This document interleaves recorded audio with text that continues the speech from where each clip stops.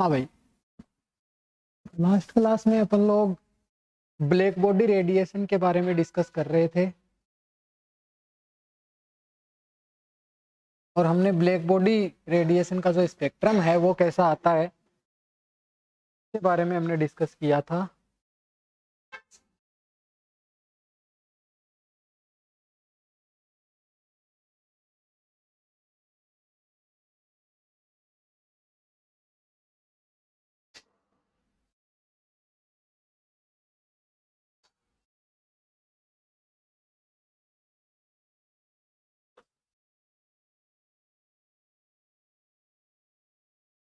और हमने ये कहा था कि जो ब्लैक बॉडी रेडिएशन से निकलने वाला स्पेक्ट्रा है, तो एक बार फिर से मैं बता देता हूँ।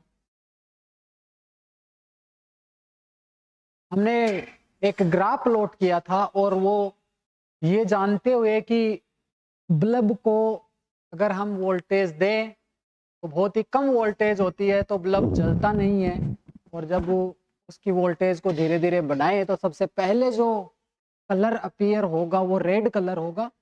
और इसका मतलब ये हुआ कि लाल रंग की वेवलेंथ इस स्पेक्ट्रम में शामिल हो गई है। और फिर उसके अकॉर्डिंग जैसे जैसे हमने वोल्टेज बढ़ाया, फिलामेंट का टेम्परेचर चेंज हुआ। टेम्परेचर इंक्रीज होने के साथ साथ अलग अलग कलर्स की करस्पॉन्डिंग वेवलेंथ भी उस स्पेक्ट्रम में शामिल हो गई थी। और 110 वोल्ट या 120 वोल्ट के आसपास अगर वोल्टेज दे दें तो बल्ब का जो फिलामेंट है वो इतना गर्म हो जाएगा कि उससे निकलने वाला स्पेक्ट्रम या लाइट है वो सफ़ेद कलर की नज़र आएगी, यानी सारी की सारी वेवलेंथ विजिबल रेंज की उसके अंदर में शामिल हो जाएगी। तो स्पेक्ट्रा था वो कुछ इस तरीके से था।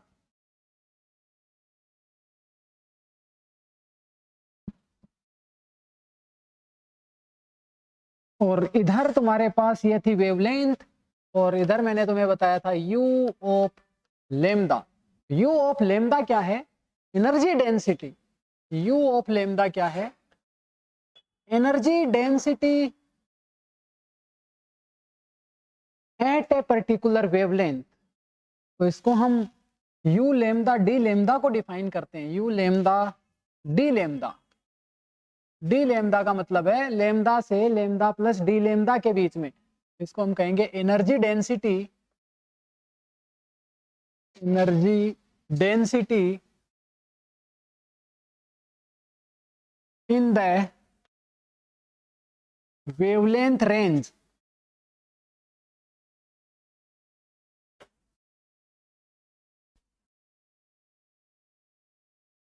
Lambda to lambda plus D lambda.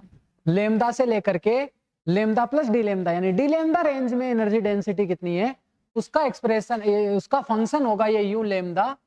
और इसका लेमदा के साथ जो ग्राफ हमने प्लॉट किया था वो ग्राफ कुछ इस तरीके से आया था। ये मैंने तुम्हें बताया था रेड कलर्स में अपीयर होने लगा था, इस टाइप से ये स्पेक्ट्रम आता है। और उसके बाद ये ज़्यादा टेम्परेचर पे ऐसे, फिर और ज़्यादा टेम्परेचर पे ये ऐसे, फिर और टेम्परेचर बढ़ाएंगे तो ये इस तरीके से, ठीक है। और इस तरीके से ये हमें मिलता है। तो इस टाइप का स्पेक्ट्रम हमें मिला। और मैंने तुम्हें ये बताया था कि ये जो टेम्परेचर्स हैं, ये वाले टेम्परेचर को हमने कहा T1, ये वाले टेम्परेचर को कहा T2, और ये टेम्परेचर कहा T3, फिर ये temperature T4 and so on, ये T5। तो अलग अलग टेम्परेचर पे जो एनर्जी डेंसिटी होगी वो लेमडा के साथ किस तरीके से चेंज हो रही है वो फंक्शन यहाँ पे दिखाया हुआ है। और हमने ये T5 सबसे बड़ा है यहाँ पे, T4 उससे कम है, T3 उससे कम है, और T2 एंड देन T1। इस टाइप का ये वेरिएशन है। तो इस स्पेक्ट्रम की कुछ खास बातें हैं। वो खास बातें क्या है? सबसे पहली चीज तो यहाँ पे हमें देखने को मिल रही है, इस स्पेक्ट्रम को एक्सप्लेन करना है। एक्सप्लेन करने के लिए थ्योरेटिकल बैकग्राउंड इसके पीछे क्या है। तो उस टाइम पे जबकि ये बात चल रही है, ये 1900 के आसपास की बात चल रही है, और 19वीं शताब्दी के उत्तरार्ध की बात चल रही है, यानी 1850 के बाद में ये एक्सपेरिमेंट हुआ था और लोगों ने खूब सारे एक्सपेरिमेंट किए थे रेडिएशंस के बारे में, जिसमें से मैंने तुम्हें कल बताया था किरचॉफ, जिन्होंने बहुत ही रेस्पेक्टेबल लॉ दिया था कि कोई भी ऑब्जेक्ट होगा वो किसी पर्टिकुलर टेम्परेचर पे रेडिएशन इमिट भी करता है और एब्जॉर्ब भी करता है। और हम ब्लैक बॉडी की बात कर रहे हैं, तो ब्लैक बॉडी हमने कैसे डिफाइन की थी कि कोई भी ऑब्जेक्ट है वो किसी पर्टिकुलर टेम्परेचर पे उसको कितनी भी वेवलेंथ, किसी भी वेवलेंथ की रेडिएशन उस पर अगर इमिट हो जाए तो वो उस लाइट को अब्जॉर्ब कर लेगा, किसी भी लाइट को अब्जॉर्ब कर लेता है। ऐसे को हम बोलते हैं आइडियल ब्लैक बॉडी, ठीक है। और उसी का स्पेक्ट्रम हम देखेंगे। तो टेम्परेचर ऑफ ब्लैक बॉडी क्या, मैंने ये भी बताया था कि हम एक ब्लैक बॉडी बना सकते हैं, खुद से बना सकते हैं। और वो कैसे बना सकते हैं, तो यहाँ पे मैंने तुम्हें बताया था कि यहाँ पे एक होल कर दो और ये मेटल का हमने ये एक सरफेस ले लिया और इसके अंदर में अगर कोई रेडिएशन इंसिडेंट करवा दी तो ये इसके अंदर में ही अब रिफ्लेक्ट होता रहेगा, इसको बाहर जाने के लिए कोई रास्ता नहीं मिलेगा। और तब इसकी वॉल का कुछ एक टेम्परेचर हो गया, इक्विलिब्रियम में इसकी वॉल का टेम्परेचर हो गया और मैंने इसको ये कह दिया कि ये रेडिएशन देने के बाद इसको बंद भी कर दिया, हमने ये बंद कर दिया। तो अब जो रेडिएशन इसके अंदर में है वो इसके अंदर ही रिफ्लेक्ट होती रहेगी, वो कभी बाहर निकलेगी नहीं। तो इसका जो वॉल का जो टेम्परेचर है वो किसी इक्विलिब्रियम टेम्परेचर T में है, तो अब हम ये कहेंगे कि इसके अंदर में जो रेडिएशन है उसका भी टेम्परेचर कितना है, T है। और अब ये बॉडी से निकलने वाली जो रेडिएशन होगी उसको भी हम ब्लैक बॉडी रेडिएशन कहेंगे। और वो रेडिएशन का टेम्परेचर किसी पर्टिकुलर टेम्परेचर पे वो रेडिएशन निकलेगी और ये हमारा उसके वेवलेंथ के साथ में इस एनर्जी डेंसिटी का ग्राफ है वो इस टाइप का आता है। तो इस स्पेक्ट्रम की कुछ खास खास बातें हैं। वो खास खास बातें क्या है, ये स्पेक्ट्रम सबसे पहले तो तुम्हें कंटिन्यूअस दिख रहा है, ठीक है, कंटिन्यूअस स्पेक्ट्रम है। और ये स्पेक्ट्रम किसी भी पर्टिकुलर टेम्परेचर पे किसी लैम्डा मिनिमम से इनफाइनाइट तक जा रहा है, किसी लैम्डा मिनिमम से इनफाइनाइट तक जा रहा है। तो इस स्पेक्ट्रम को एक्सप्लेन करने के लिए कई एक्सपेरिमेंटल रिजल्ट्स हैं, वीन्स ने दिए, रेले जीन्स ने दिए, और वो रिजल्ट्स क्या है उनको हम देखते हैं। तो सबसे पहले इसको एक्सप्लेन करने के लिए तो स्पेक्ट्रम के बारे में अगर लिखना चाहो तो लिख लो कि ये जो स्पेक्ट्रम है ब्लैक बॉडी से मिलने वाला स्पेक्ट्रम ये कंटिन्यूअस स्पेक्ट्रम है, जिसमें ये किसी पर्टिकुलर टेम्परेचर के लिए लैम्डा मिनिमम से इनफाइनाइट रेंज तक ये स्पेक्ट्रम कंटिन्यूअस रहेगा। तो जैसे यहाँ पे मिनिमम वेवलेंथ होगी और उसके बाद में से ये स्टार्ट हो रहा है और आगे की सारी वेवलेंथ इसके अंदर में शामिल है, इस तरीके से। तो the spectrum is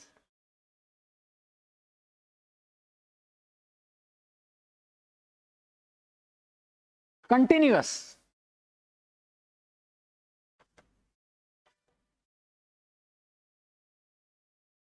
from lambda minimum to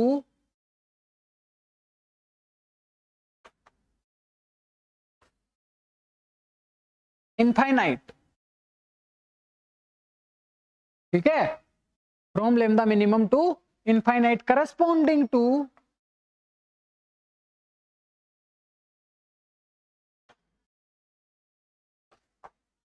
a particular temperature।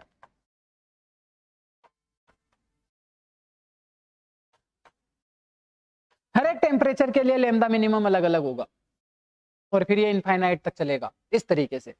तो ये इसकी पहली, इस शक्ल को देखने से, इस ग्राफ को देखने से हमें पता चल रहा है इस टाइप का ये ग्राफ है। इसके बाद इस रेडिएशन के बारे में सबसे पहले वीन्स डिस्प्लेसमेंट लॉ आता है। वीन्स ने एक लॉ दिया और वो एक्सपेरिमेंटल रिजल्ट पे बेस्ड एक नियम दिया, इंपेरिकल रिजल्ट है, जैसे F=ma आया वैसे ही एक्सपेरिमेंट करके उसने देखा और एक्सपेरिमेंट करने के बाद जो देखा वो लिखा। और वो क्या लिखा, वो ये है कि ये इसको वीन्स डिस्प्लेसमेंट लॉ लिख देता हूं मैं।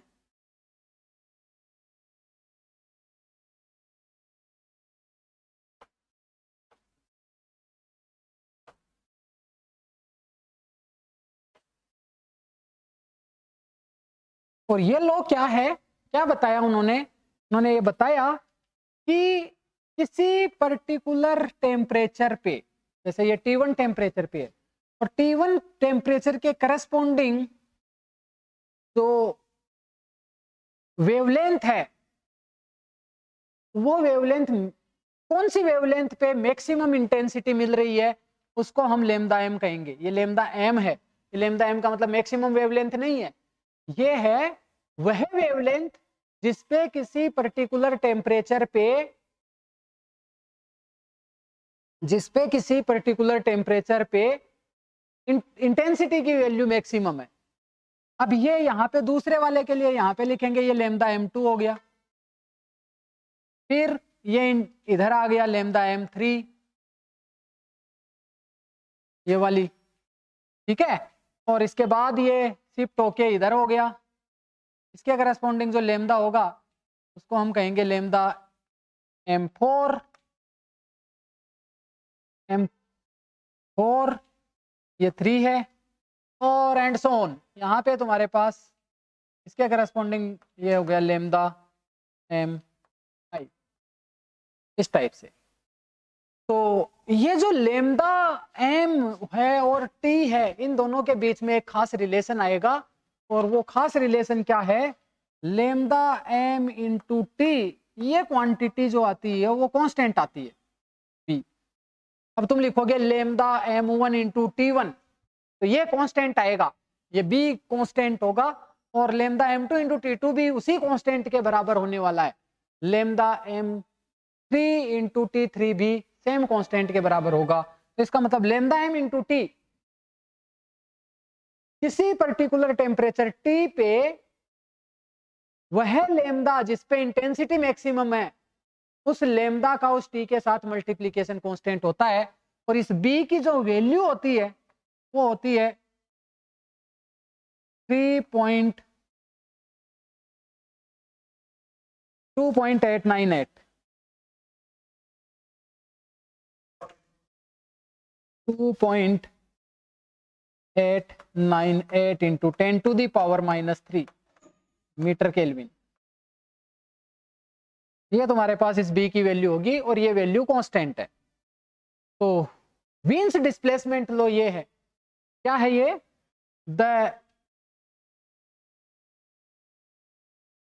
Multiplication of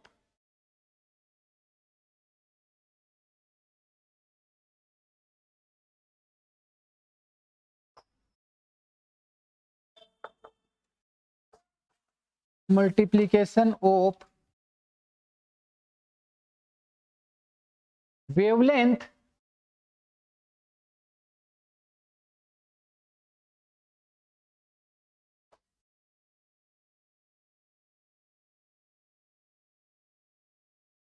corresponding to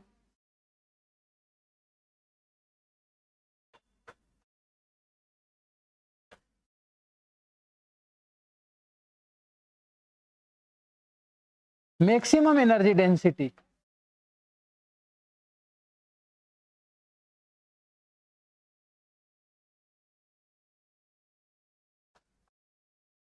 wavelength, the multiplication of wavelength corresponding to maximum energy density for a particular temperature T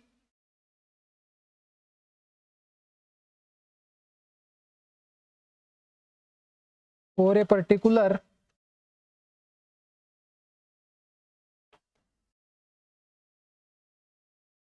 temperature T and temperature T is constant। ठीक है, तो किसी पर्टिकुलर टेम्परेचर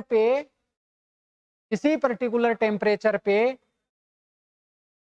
वह wavelength जिसपे एनर्जी डेंसिटी मैक्सिमम हो, उस wavelength को उस टेम्परेचर से मल्टीप्लाई कर देंगे तो वो क्वांटिटी कांस्टेंट आएगी, और वो बी के बराबर होगी। ठीक है, तो ये एक रिजल्ट था जो वीन ने लिखा था, और ये एक्सपेरिमेंटल रिजल्ट था। उन्होंने एक्सपेरिमेंट किया और इस फॉर्मूले को एक्सपेरिमेंटली डेराइव, इसको इंपेरिकली डेराइव किया है। इंपेरिकल मतलब बार बार अलग अलग टेम्परेचर के लिए ये ग्राफ उसने बनाया ब्लैक बॉडी के लिए एक्सपेरिमेंट से, और वो जो मैक्सिमम मैक्सिमम एनर्जी डेंसिटी के करस्पॉन्डिंग जो वेवलेंथ है उसको उस टेम्परेचर से मल्टीप्लाई किया, तो हर बार वो कांस्टेंट के बराबर आया, और वो कांस्टेंट इतना आया, ठीक है। और वो हर बार आया, तो इसलिए इसको इंपेरिकल फॉर्मूला बोलते हैं अपन। ये इंपेरिकल रिजल्ट है, एक्सपेरिमेंटल रिजल्ट है, इसका कोई थ्योरेटिकल बैकग्राउंड नहीं है। हालांकि बाद में लोगों ने इसका थ्योरेटिकल बैकग्राउंड भी दिया था, थ्योरेटिकल सपोर्ट भी मिला था, और कैसे मिला था उसको हम देखते हैं। इसके बाद नेक्स्ट जो है इसके अंदर में इसका जो इसका फीचर है इस स्पेक्ट्रा का, वो नेक्स्ट जो साइंटिस्ट थे इसके अंदर में नाम आएगा उनका, वो है स्टीफन्स लॉ।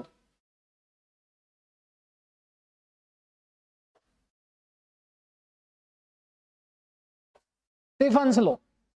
और स्टीफन ने क्या बताया कि किसी पर्टिकुलर टेम्परेचर पे, किसी पर्टिकुलर टेम्परेचर पे, ये टेम्परेचर टी पे,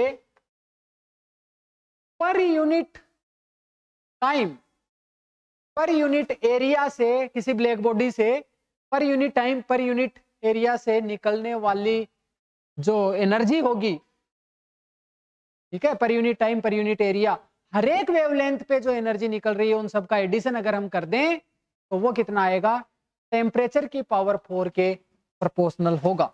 यानी एनर्जी पर unit time per unit area, total energy, total energy पर unit time, time per unit area,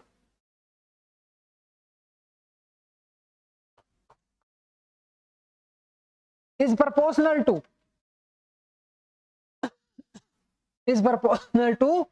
T to the power 4, ये होगा।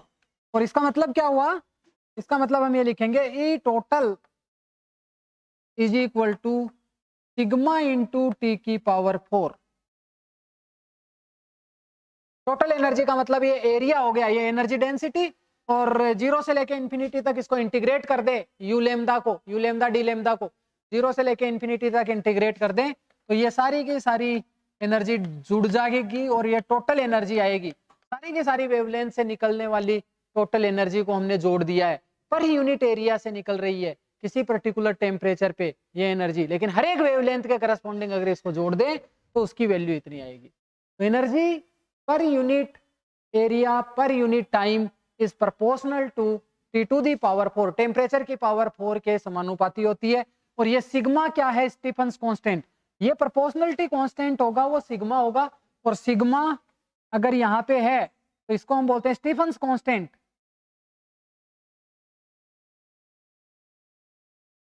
स्टीफन्स कांस्टेंट है ये, और ये जो स्टीफन कांस्टेंट है सिग्मा, ये केवल और केवल ब्लैक बॉडी के लिए, अगर आइडियल ब्लैक बॉडी है तो उसके लिए ये सिग्मा आएगा, और किसी ऑब्जेक्ट के लिए ये सिग्मा नहीं आएगा। ये हम ऐसा कह सकते हैं कि ये proportional to T to the power 4, और E T is equal to some constant times T to the power 4, और this constant for ideal black body, for ideal black body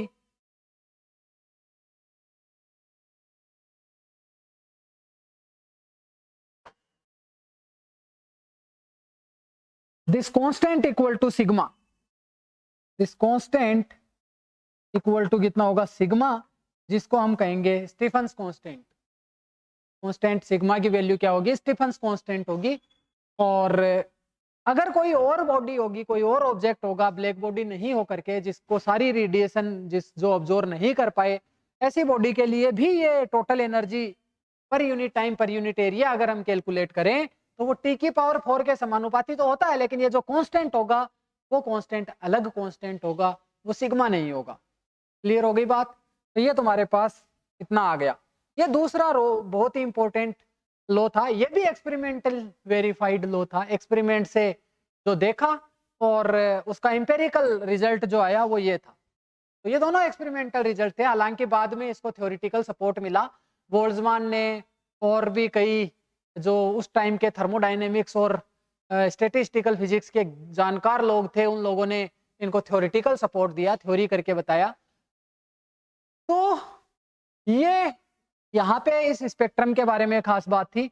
और इसके बाद एक और इंपॉर्टेंट रिजल्ट था, और वो रिजल्ट ये था कि जो टेम्परेचर, किसी पर्टिकुलर टेम्परेचर पे, जैसे मैं यहाँ पे बताऊं कि ये स्पेक्ट्रम कुछ इस टाइप का होगा और ये टेम्परेचर टी पे स्पेक्ट्रम है, और ये जो लेमडा एम हम इसको कहेंगे, यानी किसी पर्टिकुलर टेम्परेचर पे यू लेमडा की वैल्यू मैक्सिमम जिस वेवलेंथ पे है उस वेवलेंथ को लेमडा एम कहे। ये लेमडा मैक्सिमम नहीं है, ये लेमडा एम क्या है, जिस वेवलेंथ पे यू लेमडा की वैल्यू मैक्सिमम हो जाए किसी पर्टिकुलर टेम्परेचर पे, वो वेवलेंथ लेमडा एम है। और ये जो maximum energy you lambda, maximum U lambda maximum जो होगा वो टेम्परेचर पे कैसे डिपेंड करेगा, तो उसके लिए जो रूल है वो है U lambda maximum is proportional to T to the power 5। किसी पर्टिकुलर टेम्परेचर टी पे मैक्सिमम यू लेमडा है वो टी की पावर 5 के प्रोपोर्शनल होता है। Means the maximum energy density, maximum energy density, the maximum energy density at a particular temperature, at a particular temperature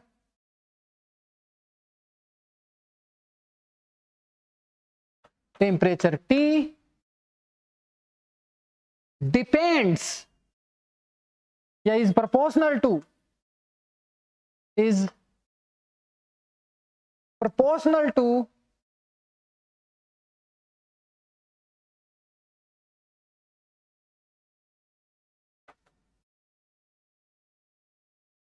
fifth power of temperature, fifth power of temperature। समझ आ रही बात? और इसके लिए रूल क्या होगा, U lambda maximum is proportional to T to the power 5। ये भी एक्सपेरिमेंटली वेरीफाइड रिजल्ट है, एक्सपेरिमेंट से इंपेरिकली जनरेटेड फॉर्मूला है, एक्सपेरिमेंट किया और उस एक्सपेरिमेंट को देख के जो रिजल्ट लिखा जाता है, डायरेक्ट रिजल्ट लिखा जाता है, उसको हम बोलते हैं इंपेरिकल फॉर्मूला। जैसे F equal to M A है, जैसे के Q1 Q2 upon R square, ये फोर्स है, दो चार्ज, एक चार्ज दूसरे चार्ज पे जो लगाता है वो फोर्स है, इस टाइप से ये हमारे पास रिजल्ट है। अब यहाँ पे जो दिक्कत थी वो दिक्कत क्या थी, यहाँ तक तो ठीक है, ये सारा का सारा काम एक्सपेरिमेंट से लोगों ने किया और इनका थ्योरेटिकल सपोर्ट भी बोल्ट्जमान ने और इसके साथियों ने इसका थ्योरेटिकल सपोर्ट दिया, यानी थ्योरी करके बताया कि ये ऐसे ऐसे करेंगे तो ये ऐसे आएगा। लेकिन जो मेन प्रॉब्लम थी, वो मेन प्रॉब्लम कहाँ थी, वो ये थी कि ये जो स्पेक्ट्रम अपने पास में है इस टाइप का लेमडा वर्सेज यू लेमडा, और इस स्पेक्ट्रम को अगर हम देखें तो इसका फंक्शनल फॉर्म क्या है, यानी किसी पर्टिकुलर टेम्परेचर पे अलग अलग वेवलेंथ पे यू लेमडा की वैल्यू क्या होगी ये बताना है। यानी मैं ये कह दूं कि इस लेमडा पे यू लेमडा की वैल्यू बताओ, ये वैल्यू ये कितनी है, इस लेमडा पे यू लेमडा की वैल्यू बताओ वो कितनी है। तो इस यू लेमडा का लेमडा के साथ वेरिएशन कैसा है, यू लेमडा का फंक्शनल फॉर्म कैसा है, ये बताना है। इसको बताने के लिए उस समय जो भी इंफॉर्मेशन थी, वो इंफॉर्मेशन, जितनी भी इंफॉर्मेशन अवेलेबल थी, वो इंफॉर्मेशन को बताने की कोशिश की कई लोगों ने, और उनमें से पहला नाम आता है, वो आता है वीन्स। वीन्स का, तो वीन्स ने एक डिस्प्लेसमेंट लॉ दिया एक्सपेरिमेंटल। अब इसका जो फंक्शनल फॉर्म है, वो फंक्शनल फॉर्म क्या होगा, इसके लिए वीन्स ने एक लॉ दिया। अभी मैंने तुम्हें बताया था कि ये जो यू लेमदा है, यू लेमदा डी लेमदा, ठीक है, यू लेमदा डी लेमदा, और इसको हम बोलते हैं energy density in the wavelength range lambda to lambda plus D lambda. Energy density बताया था मैंने, in the wavelength range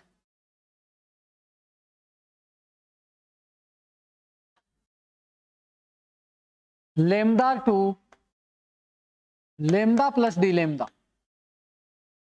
lambda to lambda plus D lambda, ये कितनी होगी, तो उसको हम यू लेमदा डी लेमदा से रिप्रेजेंट करते हैं। और हमें पता है लेमदा इज इक्वल टू या nu is equal to C upon lambda होता है। इसको हम न्यू की टर्म में भी लिख सकते हैं, न्यू इज इक्वल टू हमें पता है सी अपॉन लेमदा। तो हम यहां से लिख सकते हैं lambda is equal to C upon nu, और D lambda is equal to minus का C upon nu square into D nu, लिख सकते हैं।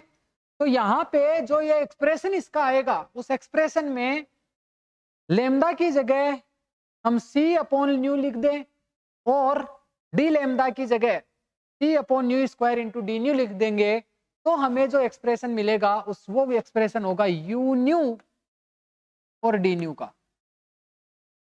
You nu D nu. तो ये क्या है, एनर्जी डेंसिटी, फ्रीक्वेंसी की टर्म में लिख सकते हैं अब इसको, energy density, energy density in the frequency range,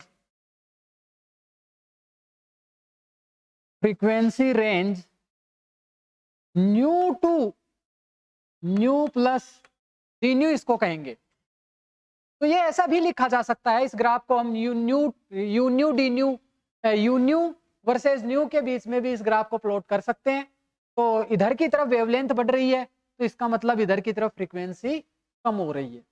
okay, तो उस टाइप का ग्राफ यहाँ पे बनेगा, क्योंकि फ्रीक्वेंसी और वेवलेंथ में रिलेशन है वो ये टाइप का रिलेशन है, nu equal to C upon lambda. और अब जो पजल थी वो ये थी कि किसी पर्टिकुलर लेमदा पे यू लेमदा की वैल्यू क्या होगी, इसको हमें बताना है। तो इसके लिए सबसे पहले वीन्स ने ये डायग्राम को देख के इसको फॉर्मूले में फिट करने की कोशिश की। उसने कोई थ्योरेटिकल सपोर्ट नहीं दिया था, बस केवल एक फॉर्मूला लिखने की कोशिश की थी, और उसको हम बोलते हैं Wien's radiation law. Wien's radiation law, इसके पीछे कोई थ्योरेटिकल बैकग्राउंड नहीं था, डायरेक्ट उसने फॉर्मूला लिखने की कोशिश की कि ये जो यू न्यू है और डी न्यू है, ये न्यू क्यूब के प्रोपोर्शनल होगा। इसके प्रोपोर्शनल होगा, न्यू क्यूब के प्रोपोर्शनल होगा। ये फंक्शन ऑफ ए, कोई कांस्टेंट ए है और न्यू क्यूब के प्रोपोर्शनल होगा, और e to the power minus some A, ठीक है, और अपॉन के टी, के क्या है यहाँ पे बोल्ट्जमान कांस्टेंट, के बी लिखता हूं मैं, और ये स्मॉल के बोल्ट्जमान कांस्टेंट जो होता है वो स्मॉल के और सरफिक्स में बी होता है, इसको बोलते हैं बोल्ट्जमान कांस्टेंट।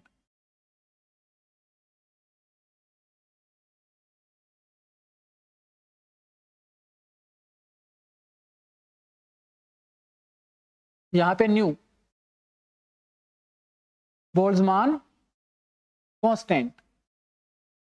तो ये फंक्शनल फॉर्म किसने दिया था, ये दिया था वीन्स ने, और इसको बोलते हैं वीन्स रेडिएशन लॉ। और जब हम इसको प्लॉट करें, यहाँ पे डी न्यू भी आएगा, तो डी न्यू से डी न्यू को काट दे, और यू न्यू वर्सेस ये न्यू अगर ग्राफ को प्लॉट करें, ठीक है, तो ये ग्राफ किस टाइप का आता है, पहले ये न्यू क्यूब की तरह चलेगा ऐसे, और फिर ये एक्सपोनेंशियली डिकेइंग होगा।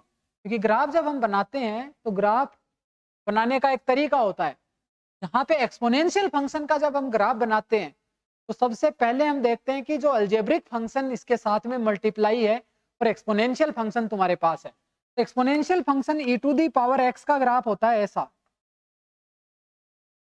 और e टू दी पावर ये y और x के बीच में ग्राफ मैं बता रहा हूं, और ये जो ग्राफ होता है e to the power minus x का, ठीक है, बहुत ज्यादा डिटेल में नहीं, जब हम ग्राफ पढ़ेंगे तब और ज्यादा डिटेल में इसको डिस्कस करने वाले हैं।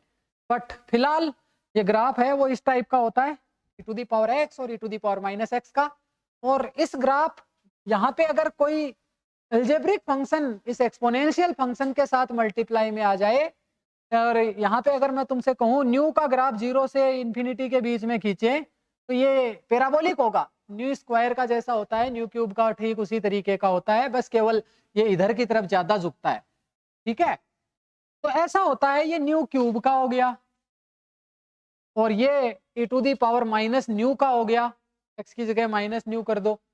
तो x की या न्यू की छोटी वैल्यू पे ये वाला फंक्शन हमेशा डोमिनेट करता है, इसका जैसा बिहेवियर होगा वैसा ही बिहेवियर इस पूरे फंक्शन का होगा x की न्यू की छोटी वैल्यू के लिए, और न्यू की बड़ी वैल्यू के लिए एक्सपोनेंशियल टर्म डोमिनेट करेगी, ये वाली टर्म डोमिनेट करेगी। तो ये अगर हम ग्राफ बनाएं तो इस टाइप का ग्राफ तो हम बनाने की कोशिश करें ऐसे, तो न्यू क्यूब का ग्राफ तो कुछ इस तरीके से होगा, और e to the power minus X का graph minus nu upon B K T का ग्राफ इस टाइप का होगा। तो रिजल्टेंट ग्राफ जो बनेगा वो कैसा बनेगा, वो ग्राफ ऐसा कुछ बनने वाला है, और इस टाइप का ग्राफ यहाँ पे बन रहा है, ये देखो ऐसा ग्राफ रिजल्टेंट ग्राफ बनेगा। अभी मुझे इसकी जरूरत नहीं है, मैं इनको मिटाता हूँ, ठीक है, ये सब समझने के लिए था। तो इस टाइप का ग्राफ हमारे पास इस फंक्शन से अगर बनेगा, और ये ग्राफ काफी हद तक मैच भी हुआ, समझ में आ रही बात, काफी हद तक ये ग्राफ मैच भी हुआ, और जो इस वाले रीजन में, खासकर इस वाले रीजन में मैचिंग बहुत अच्छी मिली। ये मैं पीला वाला ग्राफ बना रहा हूँ, ये एक्सपेरिमेंटल डेटा है, ठीक है, इस वाले रीजन में मैचिंग काफी अच्छी हुई, लेकिन जो डेविएशन हो रहा था वो डेविएशन कहाँ से आया, वो इस वाले रीजन में ये ग्राफ मैचिंग अच्छी नहीं हुई, और ये एक्सपेरिमेंटल रिजल्ट है वो कुछ इस तरीके से है, और ये जो वीन्स ने जो रेडिएशन लॉ दिया था उसका ग्राफ है वो कुछ इस तरीके से है, ठीक है। तो इसका मतलब क्या हुआ कि लो फ्रीक्वेंसी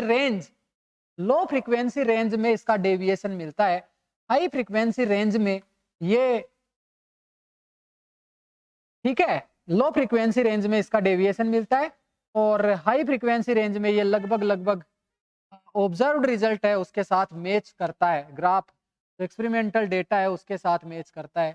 तो हायर फ्रीक्वेंसी रीजन में ये एग्जैक्टली देखो इस लाइन पे मैच करता है, और लो फ्रीक्वेंसी रीजन में ये इससे डेविएट हो जाता है। तो ये तुम्हारा ये जो रिजल्ट है, यहाँ पे मैं ये वीन्स और ये तुम्हारे पास जो पीला वाला कर्व है ये एक्सपेरिमेंटल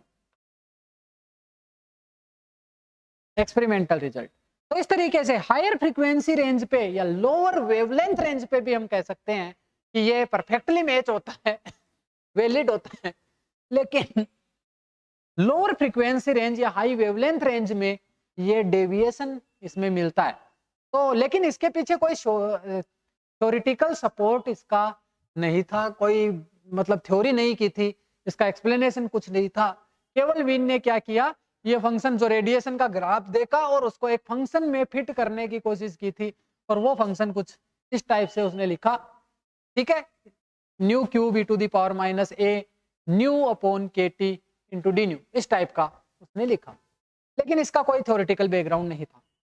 अब इसके बाद जो नेक्स्ट साइंटिस्ट आए इस ब्लैक बॉडी रेडिएशन के स्पेक्ट्रम को एक्सप्लेन करने के लिए, ये बताने के लिए कि हर एक वेवलेंथ पे यू लैम्डा की वैल्यू क्या होगी, तो उसमें नेक्स्ट नाम आता है वो है रेले जीन्स का। इन्होंने थ्योरी की और कुछ क्लासिकल थर्मोडायनेमिक्स का उन्होंने यूज किया, स्टैटिस्टिकल फिजिक्स का उन्होंने यूज किया। तो नेक्स्ट इसके अंदर में आता है रेले जीन्स। रेले और जीन्स दो अलग अलग साइंटिस्ट थे, और मेन काम जो यहाँ पे था वो रेले का था। मेन काम जो किया था वो रेले ने किया था, और जीन्स ने उसको थोड़ा सा रिफाइन किया था। तो इसलिए इस लॉ को हम रेले जीन्स का नियम पढ़ते हैं, रेले जीन्स लॉ हम इसको कहते हैं। रेले और दूसरा जेन्स, रेले और जीन्स दो साइंटिस्ट थे। तो उनका कंबाइन काम था। उन्होंने क्या किया, उन्होंने एक ब्लैक बॉडी को कैलकुलेशन को आसान करने के लिए, देखो अब थ्योरी हो रही है, एक क्यूबिकल कैविटी मान ली, ठीक है, क्यूबिकल बॉक्स मान लिया।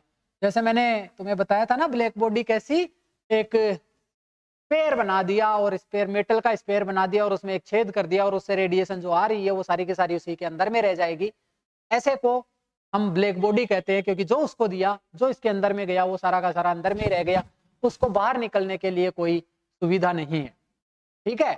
तो जो ब्लैक बॉडी का शेप हमने बनाया था, उस शेप को थ्योरी को आसान बनाने के लिए उसको एक क्यूबिकल शेप का एक मेटल का बॉक्स माना, और इसके अंदर में रेडिएशन मानी।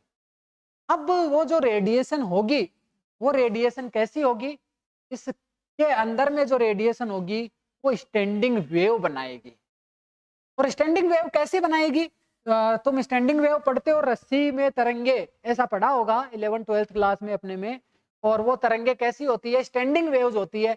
यानी कोई अगर रस्सी मैंने ली, तो यहाँ पे एक पॉइंट उसका ए है, और दूसरा पॉइंट यहाँ पे बी है, और ये दोनों पॉइंट तो उसके अंदर में फिक्स रहते हैं। और फिर इसको बीच में से ऐसे पकड़ के खींच दिया और खींच के छोड़ दिया, तो ये रस्सी पहले ऐसे जाएगी, फिर ऐसे जाएगी, इस टाइप से जाएगी। तो इस रस्सी में वाइब्रेशन होंगे, ऐसे ये वेव्स बनेंगी। वेव्स बनेंगे मतलब एंड पॉइंट इसके फिक्स है, केवल और केवल इसके पार्टिकल्स, रस्सी के पार्टिकल्स अपनी मेन पोजीशन के अराउंड ऊपर नीचे मोशन करेंगे, और ये उसका एम्पलीट्यूड होगा।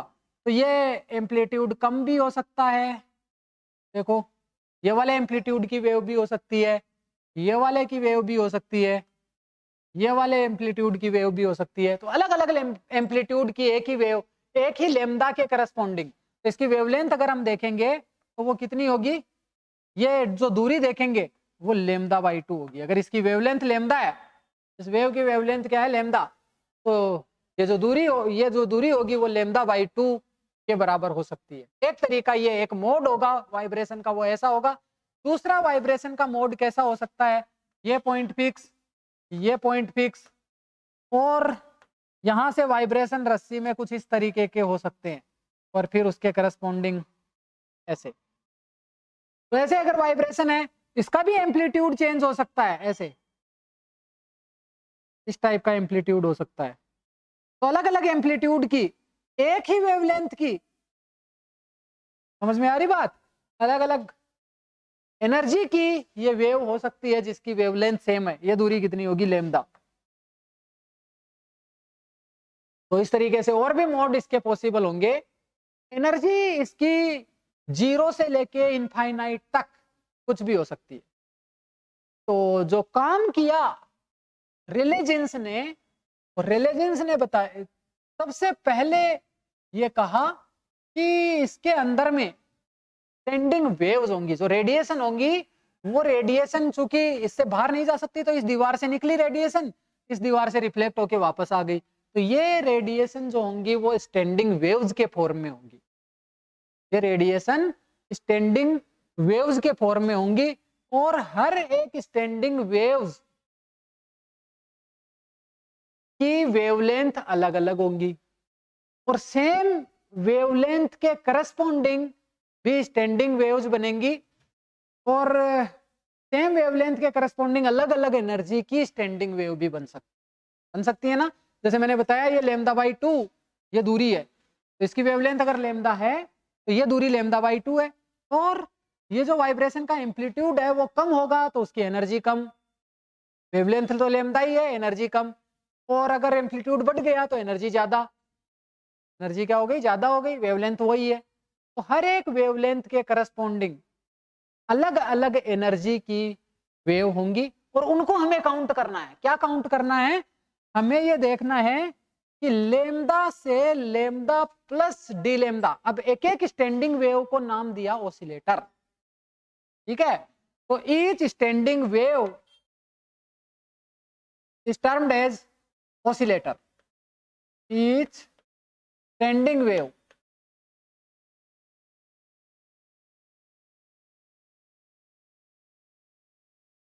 is named as oscillator।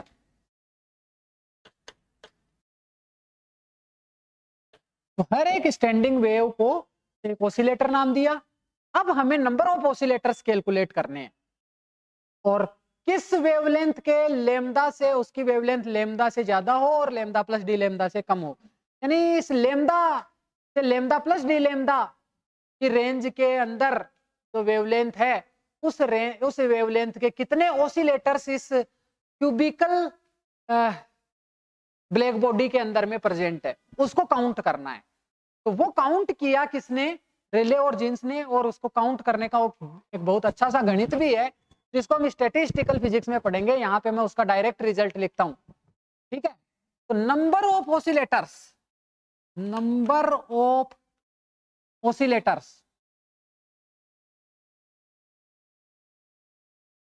in the wavelength range,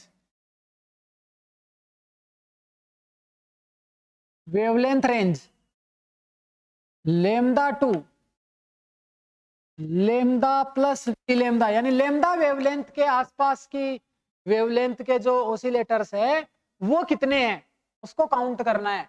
तो उसको हम कहेंगे number of oscillators in the wavelength range lambda 2 lambda plus D lambda, और उसको हमने कहेंगे n lambda into D lambda. Number of oscillators in the wavelength range lambda 2 lambda plus D lambda, इसको हम लिखेंगे क्या? N lambda D lambda. और इसकी वैल्यू जो आएगी वो फ्रीक्वेंसी पे कैसे डिपेंड करेगी? वो थी 8 पाई न्यू स्क्वायर अपॉन सी क्यूब, ठीक है। Into d, sorry n nu D nu लिखते हैं इसको, न्यू की टर्म में लिखा है तो एन न्यू डी न्यू लिख देंगे, एन न्यू डी न्यू। तो यहां पे हम लिखेंगे number of oscillator in the frequency range, wavelength की जगह क्या लिख देंगे? Frequency range nu to nu plus D nu, nu to nu plus D nu, n nu D nu. और वो तुम्हारे पास कितना आएगा? 8 pi nu square divide by c cube into D nu. ये कैलकुलेशन से आता है और इसको कैलकुलेट करने का बहुत ही अच्छा सा तरीका है, मैंने तुम्हें बताया। इसको हम करेंगे स्टैटिस्टिकल फिजिक्स में जब हम आगे पढ़ेंगे तब, नेक्स्ट कोर्स में। ओके, तो ये काउंट कर लिए नंबर ऑफ ऑसिलेटर्स उन्होंने। अब क्या करना है? अब चूंकि ये जो कैविटी है, हमने जो क्यूबिकल बॉक्स बनाया है, इस बॉक्स में ये जो नंबर आएंगे, ये नंबर ऐसा नहीं है कि 10-5 नंबर है, ये नंबर बहुत ज्यादा, ये 10 पे पावर 20, 10 पे पावर 24, 10 पे पावर 30, इस ऑर्डर्स के हो सकते हैं। 10 to the power 12, 13, 14, 10 to the power 24, 25, इस टाइप के ये नंबर ऑफ ऑसिलेटर्स हो सकते हैं किसी पर्टिकुलर फ्रीक्वेंसी के। तो ये नंबर बहुत ज्यादा है, तो अब उसकी एनर्जी डेंसिटी कैलकुलेट करने के लिए क्या करेंगे? अगर नंबर बहुत ज्यादा हो जाता है तब हम एवरेज का सहारा लेते हैं। तो अब एवरेज एनर्जी डेंसिटी निकाल लेंगे, एवरेज एनर्जी निकालेंगे। और वो एवरेज एनर्जी क्या होती है? एनर्जी डेंसिटी ही तो होती है। एवरेज एनर्जी निकालने का जो तरीका है वो तरीका क्या है? ई एवरेज अगर हम निकाल दें और इस ई एवरेज को इस नंबर ऑफ ऑसिलेटर से मल्टीप्लाई कर दें तो तुम्हारे पास यू न्यू डी न्यू आ जाएगा, यू न्यू डी न्यू आ जाएगा। तो ये एवरेज एनर्जी लिखने का जो तरीका होगा वो क्या होगा? वो आगा इंटीग्रेशन, यहाँ पे एनर्जी ई से डी रेंज में एनर्जी अगर है, ई से ई प्लस डी रेंज की एनर्जी हमने ली, और इस रेंज में इस रेंज में ऑसिलेटर के होने की प्रोबेबिलिटी, तो देखो जैसे ही एनर्जी ज्यादा होगी एम्पलीट्यूड ज्यादा होने की प्रोबेबिलिटी कम रहेगी। ठीक है, तो वो किस तरीके से कम रहेगी, वो प्रोबेबिलिटी होगी e to the power minus e upon k t, minus e upon k T, और ये के वही बोल्ट्जमान कांस्टेंट है।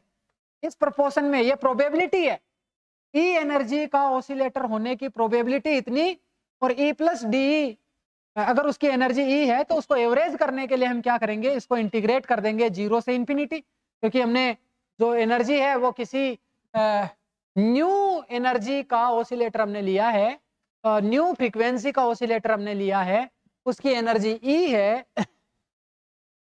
ठीक है, तो उस एनर्जी का हमने ये कैलकुलेट कर लिया, तो ये तुम्हारे पास क्या आ जाएगी, टोटल एनर्जी, टोटल प्रोबेबिलिटी आ जाएगी। अब प्रोबेबिलिटी से उसको डिवाइड करना है, ये क्या है, ये प्रोबेबिलिटी है। ई एनर्जी, उस ऑसिलेटर की एनर्जी ई होने की प्रोबेबिलिटी कितनी होगी, इतनी। अब जैसे जैसे ये ई बढ़ेगा प्रोबेबिलिटी कम होती जाएगी। समझ में आ रही बात? तो इसका मतलब क्या है, जो भी स्टैंडिंग वेव बन रही है उसका एम्पलीट्यूड जितना ज्यादा होगा उस ऑसिलेटर के उस एम्पलीट्यूड के होने की प्रोबेबिलिटी उतनी ही कम होगी। तो सारी प्रोबेबिलिटीज को हम जोड़ देंगे एनर्जी, अलग अलग एनर्जी के साथ, तो ये तुम्हारे पास एक टर्म आएगी, और फिर टोटल प्रोबेबिलिटी से भाग लगा देंगे 0 से infinity e to the power minus का e अपॉन के बी इंटू टी और इंटू डी, टोटल प्रोबेबिलिटी से इसको भाग लगा देंगे, तो ये एवरेज निकालने का तरीका है। और फिर हम गामा फंक्शंस का यूज कर लेंगे। गामा फंक्शन में पता ही है, मैं यहाँ पे फॉर्मूला लिख देता हूं। गामा फंक्शन,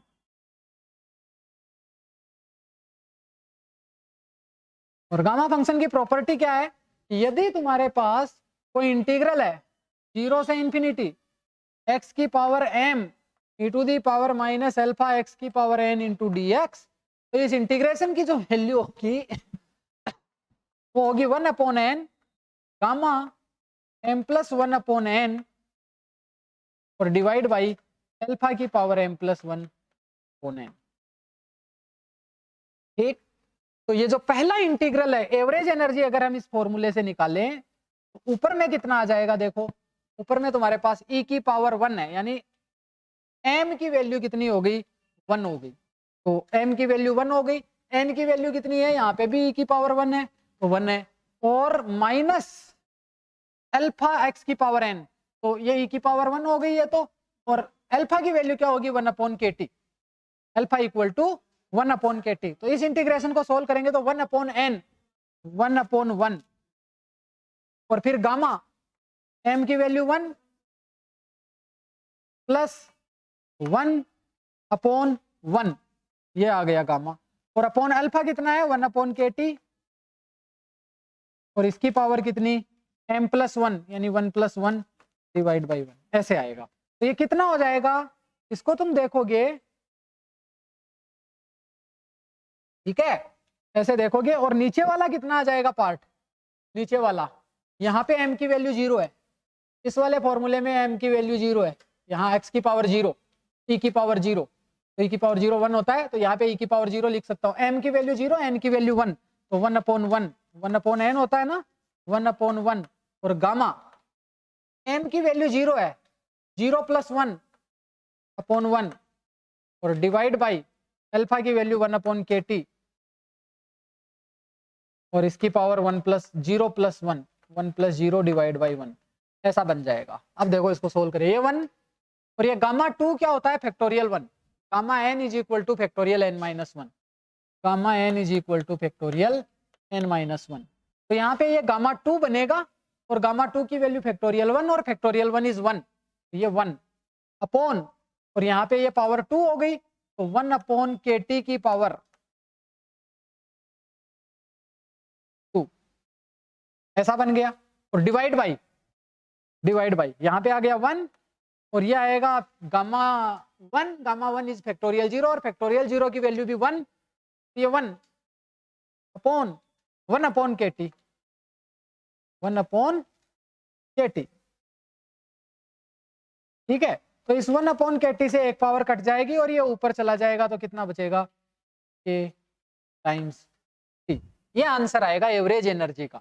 एवरेज एनर्जी जब हमने निकाल ली और उसको अगर हम यू न्यू डी न्यू लिखें, तो यू न्यू और डी न्यू अगर इसको लिखने की कोशिश करें तो ये मेरे पास कितना आएगा, वो आएगा n nu D nu into average energy.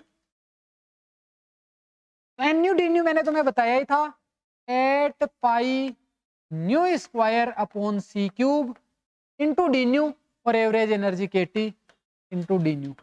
ये तुम्हारे पास यू न्यू डी न्यू यानी न्यू के साथ इस तरीके से चेंज होगी। समझ में आ रही बात? और लेमदा के साथ परिवर्तन भी देख सकते हैं इसी से। लेमदा के साथ परिवर्तन देखेंगे तो हम क्या लिखेंगे, nu equal to C upon lambda और D nu is equal to minus का C upon lambda square into D nu. तो यहाँ पे वैल्यू रख देंगे U lambda D lambda, U lambda D lambda, वो कितना आ जाएगा 8 पाई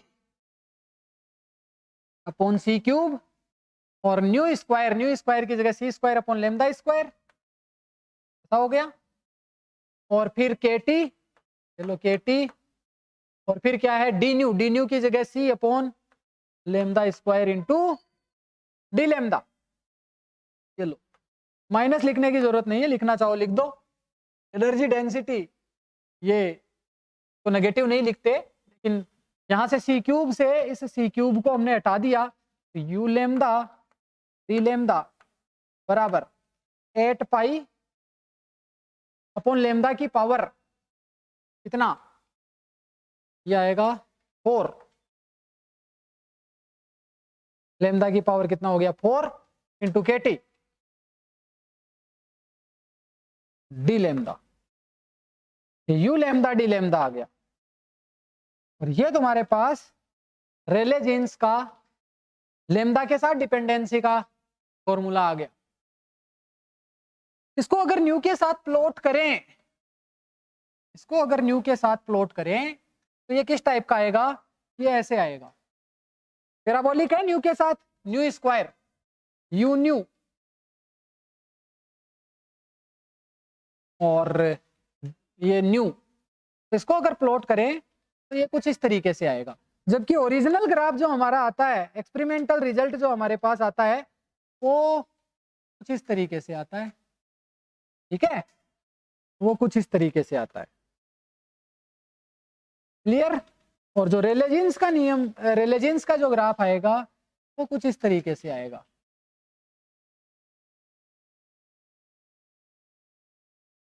ठीक है, तो ये तुम्हारे पास है एक्सपेरिमेंटल और ये रेले जीन्स।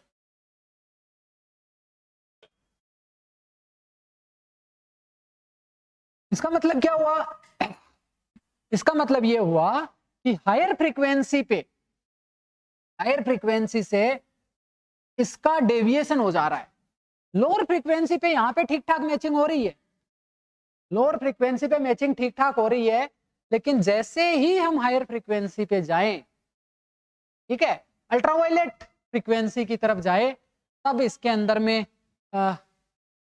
कुछ यहां से इससे डेविएशन मिल जाता है, यानी ये मैच नहीं हो पाता है।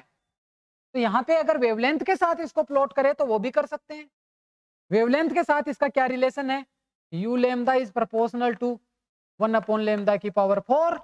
तो वेवलेंथ के साथ अगर इसको देखेंगे यू लेमदा वर्सेस लेमदा, तो हायर वेवलेंथ पे तो ये ठीक ठाक है, क्योंकि इसका ग्राफ जो बनता है वो कुछ इस तरीके से आता है।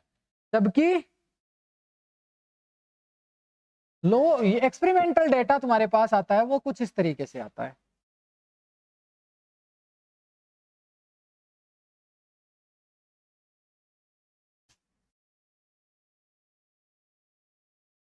ऐसा ऐसा ही आता है एक्सपेरिमेंटल डेटा।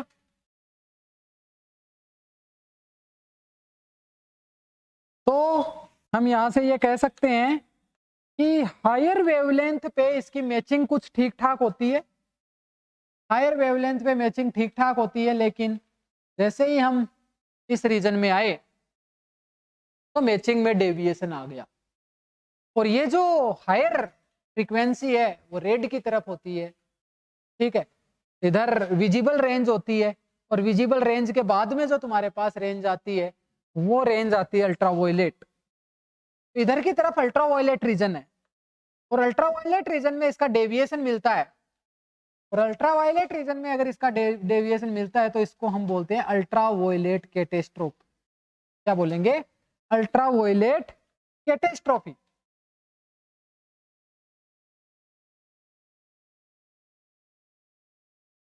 ये रेले जीन्स है।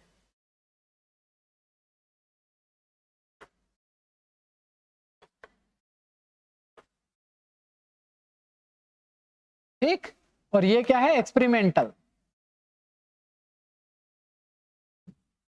और इसको, इस डेविएशन को, अल्ट्रावायलेट रीजन में डेविएशन को अल्ट्रावायलेट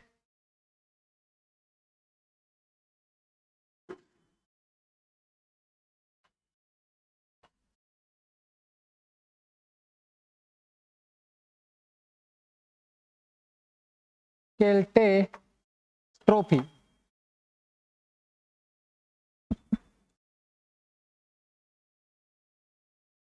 तो ऐसा हमें देखने को मिलता है।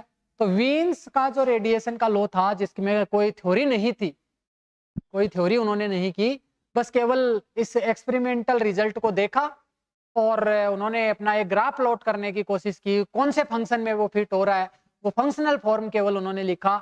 और उस फंक्शनल फॉर्म से अगर हम देखें तो हायर फ्रीक्वेंसी पे या लोअर वेवलेंथ पे, अगर वेवलेंथ की टर्म में कहें तो लोअर वेवलेंथ पे वो ठीक ठाक फिट होता है कर्व, लेकिन हायर वेवलेंथ पे वो फिट नहीं होता। जबकि रेले जीन्स का हायर वेवलेंथ पे फिट होता है, लोअर वेवलेंथ पे फिट नहीं होता। समझ में आ रही बात? और रेले जीन्स वाले केस में ये अल्ट्रावायलेट रीजन में फिटिंग सही नहीं होने की वजह से इसको नाम दिया गया अल्ट्रावायलेट कैटेस्ट्रोफी। ठीक, तो ये तुम्हारे पास, लेकिन अब भी समस्या वही की वही है, और इसका समाधान करने के लिए अभी हमें पता नहीं चला है कि इसका फंक्शनल फॉर्म क्या होगा, यू लेमदा की वैल्यू किसी पर्टिकुलर लेमदा के लिए क्या होगी, ये अभी तक पता नहीं चला है। तो इसके बाद एंट्री होती है मैक्स प्लांक की। ठीक है, इसके बाद नेक्स्ट जो काम किया इस पे वो मैक्स प्लांक।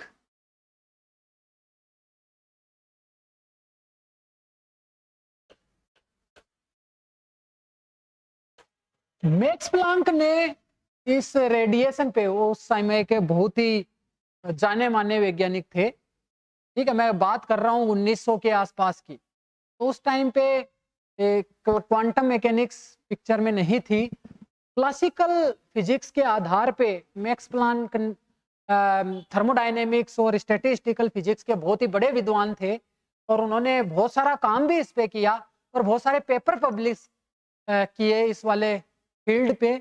और उन्होंने अलग अलग तरीके से इसको, इस फंक्शनल फॉर्म को पता लगाने की कोशिश की, तो जो भी रिसोर्सेज उस टाइम पे अवेलेबल थे क्लासिकल फिजिक्स का यूज करके, लेकिन उसे फिर भी कामयाबी नहीं मिली। और अंत में उन्होंने कुछ इसके अंदर में, क्लासिकल फिजिक्स के अंदर में थोड़ा संशोधन उनको करना पड़ा, और उसी संशोधन करने से ये स्पेक्ट्रम अच्छे से एक्सप्लेन हो गया, और वहीं से क्वांटम मैकेनिक्स की शुरुआत होती है। ठीक है, और संशोधन क्या किया कि जो काम रेले जीन्स ने किया कि number of oscillators of wavelength nu to of frequency nu to nu plus D nu, nu से nu plus D nu frequency की रेंज में जो ऑसिलेटर्स थे उनको काउंट करना था। और वो काउंट तो इन्होंने कर दिया था, रेले जीन्स ने, रेले और जीन्स ने दोनों ने, और सही तरीके से उन्होंने काउंट किया और ये बता दिया था कि इतने नंबर ऑफ ऑसिलेटर्स हैं। लेकिन फिर मैक्स प्लांक ने ये माना, अगर वो नहीं मानते तो इसका एक्सप्लेनेशन नहीं मिलता। तो उन्होंने एक अजम्पशन लिया था, हाइपोथेसिस दी कि जो हर एक ऑसिलेटर अगर उसकी फ्रीक्वेंसी न्यू है तो वो मिनिमम एनर्जी जो इमिट करेगा या अब्जॉर्ब करेगा वो एच न्यू एनर्जी होगी। मिनिमम एनर्जी जो अब्जॉर्ब और इमिट करेगा वो कितनी होगी? H new. या फिर n times H new energy emit करेगा। इससे ज्यादा एनर्जी अगर इसको इमिट करनी है या अब्जॉर्ब करनी है तो वो 2h न्यू हो सकती है, 3h न्यू हो सकती है, 4h न्यू हो सकती है, 2.5h न्यू नहीं हो सकती, 1.5h न्यू नहीं हो सकती। यानी हर एक एनर्जी का इमिशन और अब्जॉर्प्शन पॉसिबल नहीं होगा, केवल उन्हीं एनर्जीज का इमिशन और अब्जॉर्प्शन पॉसिबल होगा ऑसिलेटर्स के द्वारा जिसकी की फ्रीक्वेंसी न्यू है। तो एच न्यू मिनिमम एनर्जी होगी और फिर उससे अगर ज्यादा एनर्जी उसको अब्जॉर्ब या इमिट करनी है तो 2h न्यू हो सकती है, 3h न्यू हो सकती है, 5h न्यू हो सकती है, इस तरीके से हो सकती है। और n की वैल्यू जो होगी वो केवल और केवल 1 2 3 0 1 2 3 एंड सो ऑन, ये इंटीजर होगा। n क्या है? इंटीजर। ये अजम्पशन उन्होंने लिया और ये अजम्पशन लेने के बाद उन्होंने जो एवरेज एनर्जी निकाली, तो अब एवरेज एनर्जी कैसे निकलेगी? अब एवरेज एनर्जी वापस तुम्हारे पास एन न्यू डी न्यू तो वही रहेगा, एन न्यू डी न्यू तो वही रहेगा। क्या? एन न्यू डी न्यू तो वही रहेगा 8 pi nu square D nu upon सी क्यूब। ये एन न्यू डी न्यू तो वही रहने वाला है, ठीक है, इसमें चेंज नहीं हुआ। लेकिन जो एवरेज एनर्जी निकाले फर्क वहां आएगा। कैसे फर्क आएगा? कि अब तुम्हारे पास जो एनर्जी लेवल्स होंगे वो डिस्क्रीट होंगे, एनर्जी होगी वो डिस्क्रीट एनर्जी होगी, कंटिन्यूअस नहीं होगी। और कंटिन्यूअस नहीं होगी तो जहां पे इंटीग्रेशन था वो अब समीशन में बदल जाएगा, n equal to 0 to infinity, और 1 1 से यहाँ पे चलेगा। और e की जगह क्या लिख देंगे? n टाइम्स h न्यू, और फिर प्रोबेबिलिटी वही रहेगी e to the power minus e की जगह n h nu upon kt, probability वही रहेगी। और फिर n h न्यू हो गया, डी न्यू डी लिखने की जरूरत नहीं है। डी क्यों नहीं लिखेंगे? क्योंकि अब ये n से लगातार बढ़ता चला जाएगा, जुड़ जाएगी सारी की सारी एनर्जी। और divide by summation over n equal to 0 to infinity, और टोटल प्रोबेबिलिटी वो e to the power minus का n h न्यू और divide by a b to t. ऐसे करके एवरेज एनर्जी हम कैलकुलेट करते हैं। अब की बार जब ये अजम्पशन लिया मैक्स प्लांक ने, एवरेज एनर्जी कैलकुलेट की, तो ये एनर्जी इस फॉर्मूले से अगर हम करेंगे तो इसका एक्सपेंशन करेंगे और सीरीज से इसको सोल्व करेंगे तो वो रिजल्ट जो डायरेक्ट आ रहा है वो मैं उसको बताता हूँ। वो रिजल्ट तुम्हारे पास आएगा एवरेज एनर्जी का, वो तुम्हें मिलेगा h nu upon e to the power h nu upon kt minus 1। ये एवरेज एनर्जी का फॉर्मूला निकल करके आएगा। और तब अगर हम u न्यू और d न्यू लिखें तो वो तुम्हारे पास क्या आएगा? n new d new into average energy, और ये तुम्हारे पास u new into D new, इसकी जो वैल्यू आएगी n न्यू डी न्यू हमें पता ही है 8 pi nu square D nu upon C cube into h nu upon e to the power h nu upon kt minus 1।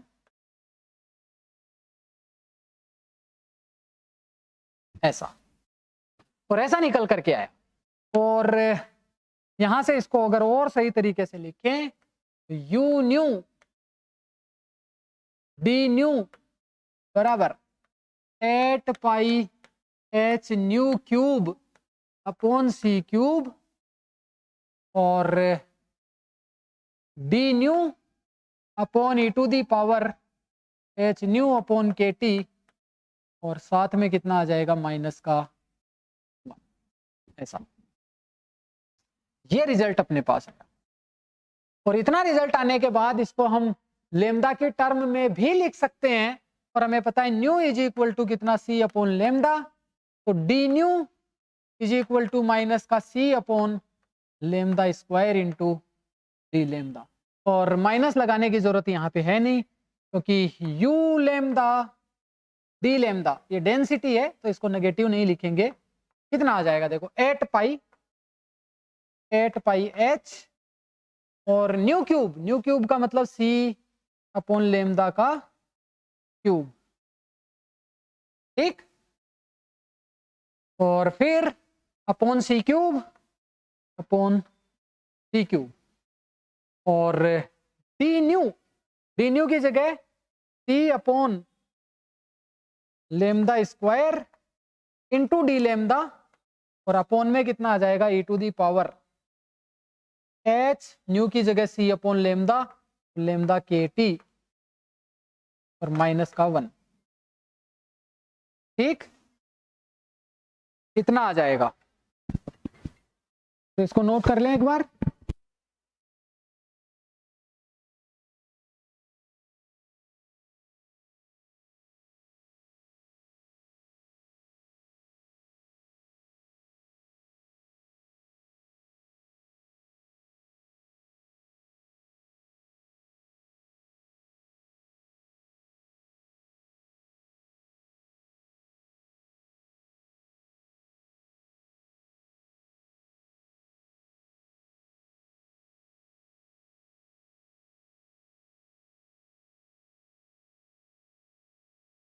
यहां से अपने पास कितना आ जाएगा,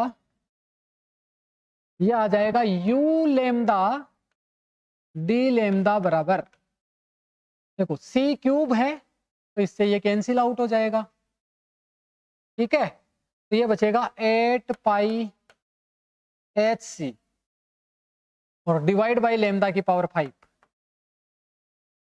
और फिर d lambda divide by e to the power H C upon lambda into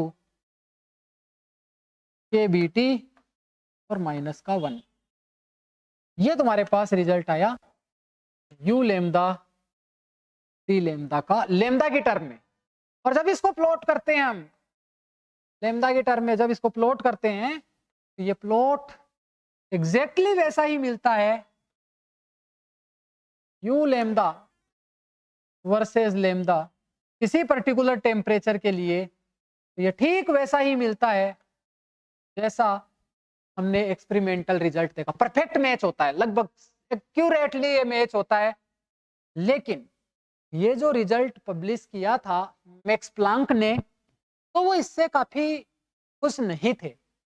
उन्होंने ये अपने पेपर्स में भी जब उनके पेपर्स को पढ़ने से पता लगता है कि वो ज्यादा खुश नहीं थे, क्योंकि उन्होंने जो ये अजम्पशन लिया है वो अजम्पशन के पीछे कोई थ्योरेटिकल बैकग्राउंड नहीं था।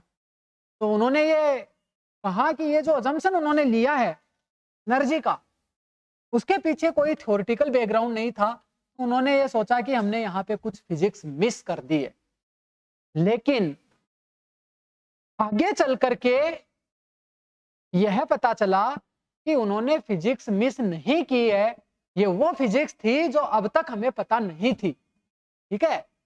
आगे चलकर बहुत सारे एक्सपेरिमेंट, नेचर जो प्रकृति है वो उस समय जब मैं बात कर रहा हूँ 1900 सेंचुरी की, और उस 19th सेंचुरी की बात कर रहा हूँ, उस समय लोगों ने बहुत सारे एक्सपेरिमेंट किए। उससे आगे वाले दशक की बात करूं अगर 1901 से लेकर 1910 तक, तो उसके बीच में बहुत सारे ऐसे एक्सपेरिमेंट हुए जिसमें यह पता चला कि हम उन एक्सपेरिमेंट को, इस अजम्पशन को लिए बगैर हम उसको एक्सप्लेन कर ही नहीं सकते थे। तो यहां से नई फिजिक्स की शुरुआत हुई डिस्क्रीट एनर्जी लेवल्स की, ठीक है। और आगे चलकर यही जो है पार्ट वो क्वांटम मैकेनिक्स की शुरुआत कहलाया। तो प्लांक्स को ये सेटिस्फेक्शन नहीं था, उन्होंने ये अजम्पशन लिया। अगर ये नहीं लेते तो इस स्पेक्ट्रम को हम एक्सप्लेन नहीं कर पाते थे, प्लांक इसको किसी भी तरीके से एक्सप्लेन नहीं कर पाते। ये प्लांक ये सोचते थे कि ये जो अजम्पशन मैंने लिया है वो मजबूरी में लिया है, लेकिन ये मजबूरी में लिया हुआ अजम्पशन नहीं था। प्रकृति अपने आप के प्रकृति जो अपने नियमों को बताने के लिए, नए नियमों को बताने के लिए आतुर थी उस टाइम पे। और उसी दशक के अंदर में बहुत सारे ऐसे एक्सपेरिमेंट हुए जिनको एक्सप्लेन करने के लिए बिना इसको यूज किए, बिना इस अजम्पशन को यूज किए उनको एक्सप्लेन कर ही नहीं सकते थे। तो आगे चलकर जो ये फिजिक्स कहलाई उसको हम क्वांटम मैकेनिक्स के नाम से जानते हैं। तो यहां तक हमने किया। और ये जो एक्सपेरिमेंटल रिजल्ट था उसको हम थ्योरेटिकली मैच कर पाए प्लांक के इस हाइपोथेसिस का यूज करके, और अब ये ब्लैक बॉडी रेडिएशन की पजल है वो सोल्व हो चुकी थी। हर एक लेमदा के करस्पॉन्डिंग यू लेमदा की क्या वैल्यू है ये हम इस फंक्शन से दे सकते हैं। ये वाला जो फंक्शन है इस फंक्शन से हम बता सकते हैं।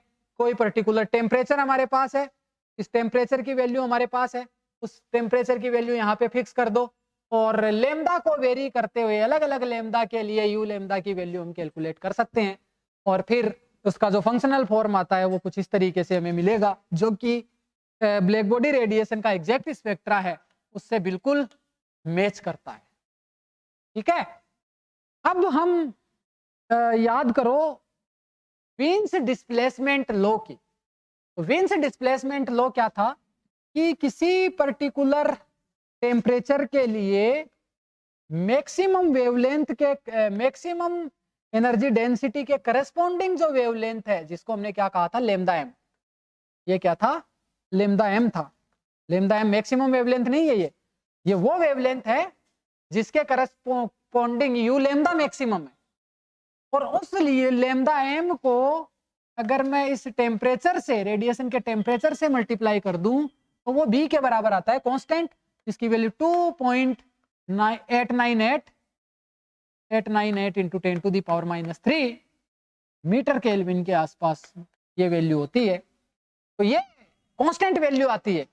अब अगर मान लो ये प्लांक के थ्योरेटिकल रिजल्ट, इसमें थ्योरी की थी और थ्योरी में केवल एक अजम्पशन लिया था, बाकी थ्योरी एकदम इनकी सही थी।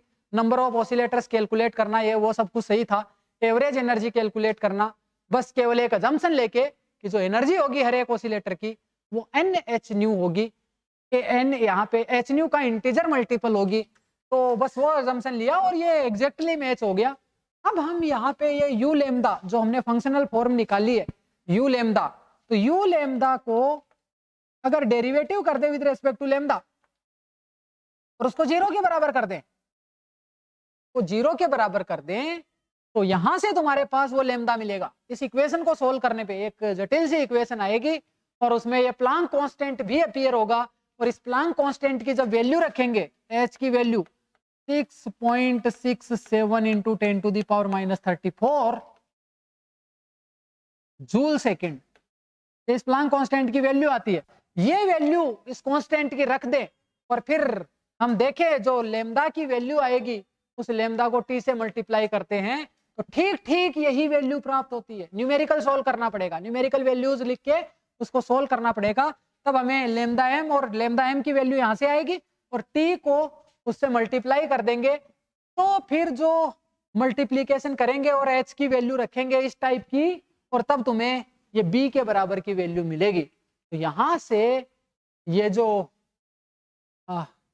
वीन्स है, वीन्स के डिस्प्लेसमेंट लॉ को भी थ्योरेटिकल सपोर्ट मिलता है, थ्योरेटिकल सपोर्ट मिलता है। और साथ के साथ अगर हम स्टीफन्स लॉ की बात करें तो स्टीफन्स लॉ क्या है, टोटल एनर्जी पर unit time per unit area, total energy पर unit time per unit area corresponding to all wavelength, यानी कि area under this curve. Actually हम ये कैलकुलेट कर रहे हैं। अगर मैं इसको यू लेमदा डी लेमदा कर दूं, यू लेमदा डी लेमदा को lambda is equal to 0 to infinity तक इंटीग्रेट कर दूं तो ये मेरे पास प्रोपोर्शनल आ जाएगा किसके, टेम्परेचर की पावर 4 के प्रोपोर्शनल आएगा। ठीक है, ये मेरे पास ऐसा आएगा। तो यहां से स्टीफन्स का जो एक्सपेरिमेंटल रिजल्ट था उसके करस्पॉन्डिंग उसने इंपेरिकल फॉर्मूला दिया था, उसको भी थ्योरेटिकल सपोर्ट मिलता है। ठीक है, तो थ्योरेटिकली इसको एक्सप्लेन कर पाएंगे। अब जो वीन्स रेडिएशन लॉ था उसको हम देखें तो यहां पे मेरे पास रिजल्ट क्या है, यहां पे मेरे पास रिजल्ट है you lambda into D lambda बराबर कितना है 8 pi H C upon lambda की power 5 D lambda upon E to the power lambda H C upon lambda के टी, एच सी अपॉन लेमदा के टी। एच सी अपॉन लेमदा के T -1 ऐसा। तो वीन्स radiation law ये बता रहा था कि वो लोअर वेवलेंथ पे सही है, हायर वेवलेंथ पे वैलिड नहीं है। तो at low wavelength limit, low wavelength limits, अगर वेवलेंथ को बहुत छोटा कर लें तो ये क्वांटिटी बहुत ज्यादा हो जाएगी, क्योंकि लेमदा अगर बहुत छोटा है तो ये क्वांटिटी बहुत बड़ी हो जाएगी, क्योंकि एच सी अपॉन लेमदा, लेमदा का भाग लगाएंगे, छोटी संख्या का किसी संख्या में भाग लगाएंगे तो वो बहुत छोटी संख्या बड़ी संख्या बन जाएगी, और ई टू दी पावर बड़ी संख्या बहुत बड़ी संख्या। तो इसका मतलब क्या हो जाएगा, E to the power H C upon lambda के टी, ये क्या हो जाएगा, ये क्वांटिटी हो जाएगी ग्रेटर देन 1, ग्रेटर देन 1 ऐसा हो जाएगा।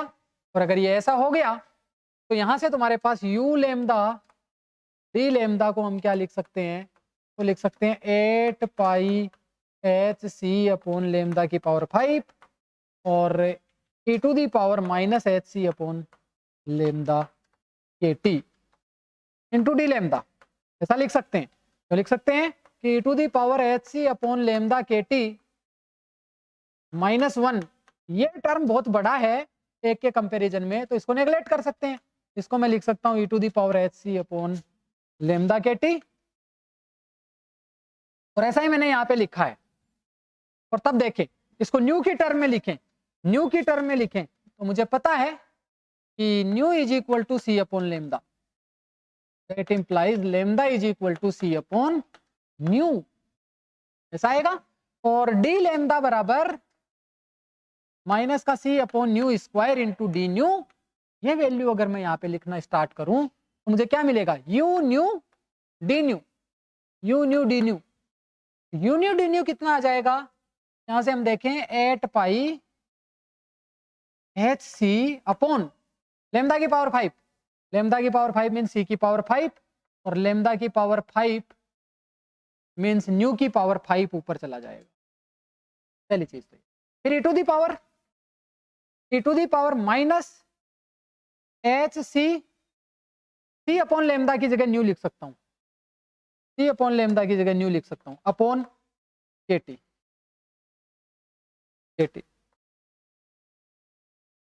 Okay, H nu upon k T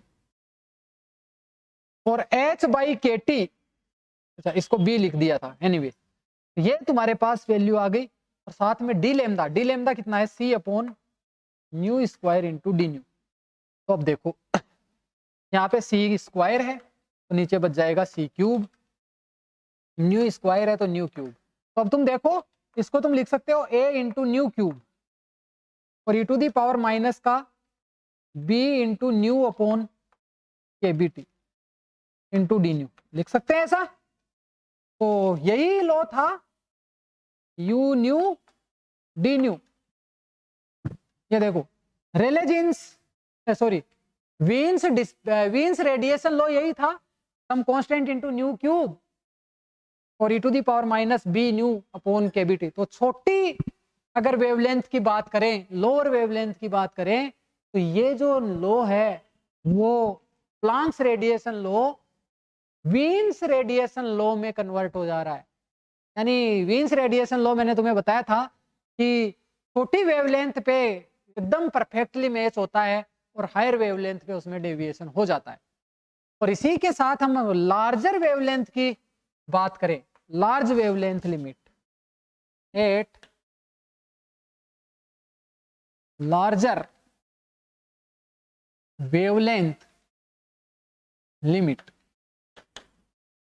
यानी वेवलेंथ बहुत ज्यादा है तो E to the power H C upon lambda के टी -1, इस टर्म को क्या लिख सकते हैं, क्योंकि लेमदा बहुत ज्यादा है तो इस क्वांटिटी में भाग लगाएंगे तो इसका मतलब E to the power H C upon lambda के टी अब की बार लेस देन 1 हो जाएगी।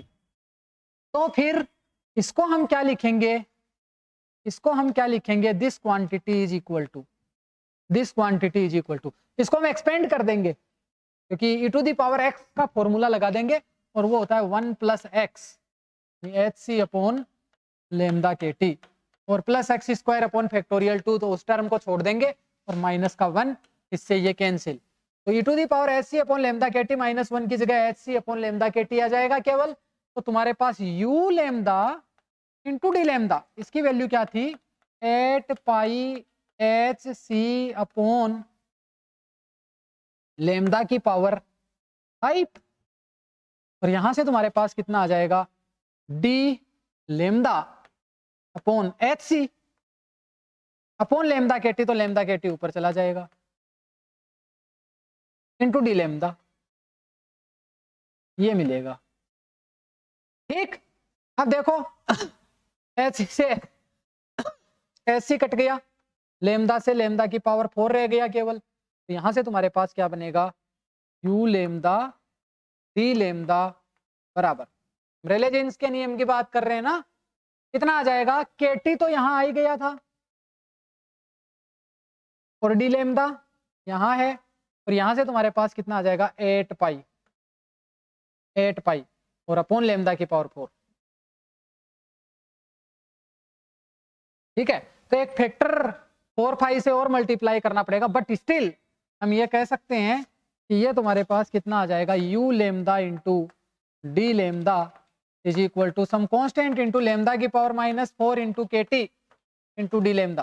सेम वैसा ही लॉ मिल रहा है जो रेले जीन्स ने दिया था, और ये लॉ हायर वेवलेंथ पे वैलिड है, हायर वेवलेंथ पे एकदम परफेक्टली मैच हो रहा था रेले जीन्स वाला, लेकिन लोअर वेवलेंथ पे ये मैच नहीं हो रहा था, अल्ट्रावायलेट कैटेस्ट्रोफ मिल रहा था।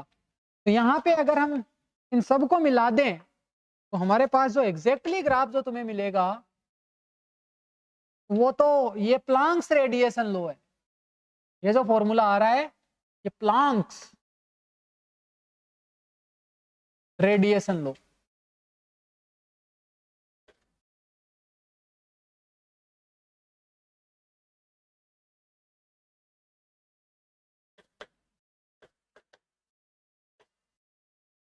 ये वाला, और अगर मैं इधर बात करूं हायर वेवलेंथ पे मैच हो रहा है ऐसे, और फिर यहाँ पे डेविएट हो रहा है, ये तुम्हारे पास थे रेले जीन्स।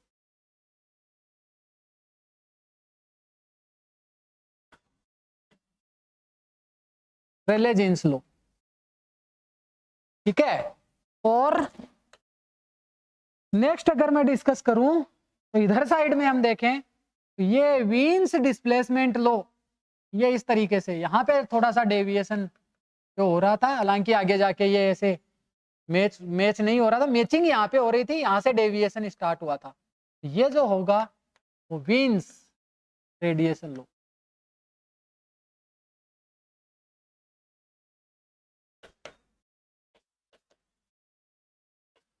तो प्लांक्स रेडिएशन लॉ से हम सब कुछ एक्सप्लेन कर सकते हैं, ठीक है, लेकिन मैंने तुम्हें बताया कि इसमें एक अजम्पशन लेना पड़ा, और वो अजम्पशन क्लासिकल मैकेनिक्स के दुनिया से बिल्कुल हटकर था, डेविएट होना पड़ा। क्लासिकल मैकेनिक्स में ऐसा हम मान ही नहीं सकते थे, सारे के सारे एनर्जी लेवल्स कंटिन्यूअस होते हैं क्लासिकल मैकेनिक्स के अकॉर्डिंग, लेकिन क्लासिकल मैकेनिक्स के जो थ्योरी थी उससे बिल्कुल हटकर हमने ये अजम्पशन लिया, और तब जाके ये ब्लैक बॉडी रेडिएशन का स्पेक्ट्रम है वो एक्सप्लेन हो पाया। और मैंने तुम्हें बताया था कि प्लांक्स अपने इस काम से बहुत ज़्यादा खुश नहीं हुए थे, क्योंकि उन्होंने ये सोचा कि यहाँ पे कोई ना कोई फिजिक्स मिस हमने की है, लेकिन यही नेचर ये बताना चाह रही थी कि तुमने ये फिजिक्स मिस नहीं की है, ये जो फिजिक्स इतने दिनों तक मिसिंग थी वो फिजिक्स बाहर आई है, और वो यहाँ से शुरुआत होती है क्वांटम मैकेनिक्स की। और आगे वाली क्लासेस जो हम इसमें डिस्कस करेंगे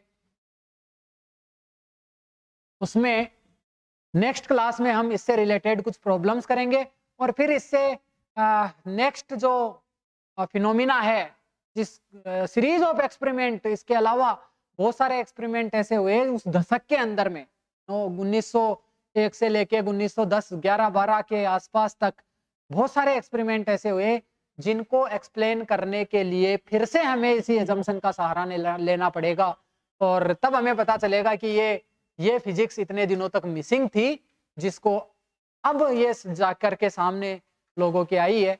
और जो प्रॉब्लम्स है इससे रिलेटेड, तो उसके लिए मैंने कुछ फॉर्मूलेज तुम्हें बताए हैं, उन फॉर्मूला का ध्यान में रखते हुए आगे हमें बढ़ना है। तो रिजल्ट है, वो रिजल्ट कौन कौन से है, एक तो ये ब्लैक बॉडी रेडिएशन का जो फॉर्मूला आया है, ये वाला फॉर्मूला हमें ध्यान में रखना है।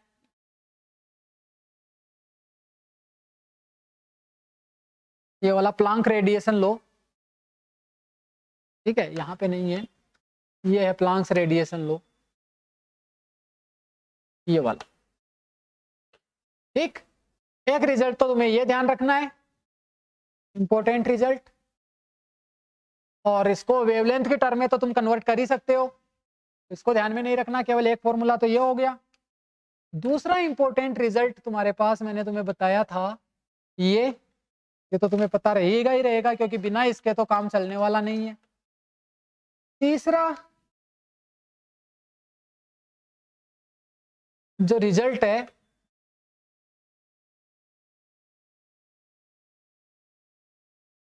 वो अपने पास रहेगा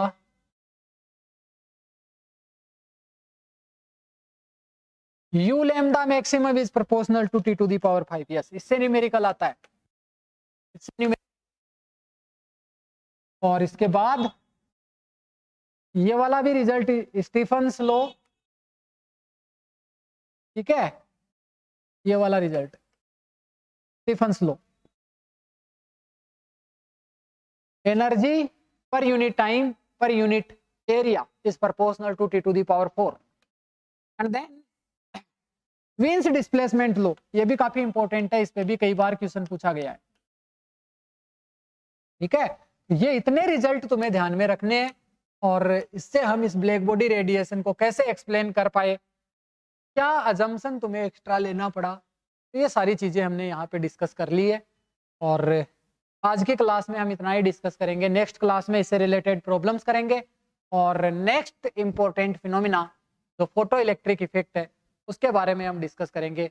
उसके रिजल्ट भी काफी सरप्राइजिंग थे, क्लासिकल थ्योरी से उन रिजल्ट्स को भी हम एक्सप्लेन नहीं कर सकते थे, कैसे कैसे क्वांटम फिजिक्स आगे बढ़ी, कैसे कैसे ये रूल्स क्वांटम फिजिक्स के बने, उनको हम इस पूरे कोर्स में आगे की तरफ जाते हुए डिस्कस करते जाएंगे, और वन बाय वन एक एक कंसेप्ट को समझेंगे और प्रॉब्लम्स को सोल्व करेंगे, ताकि हमारा हैंड है वो काफ़ी मजबूत हो जाए इस सब्जेक्ट के अंदर में।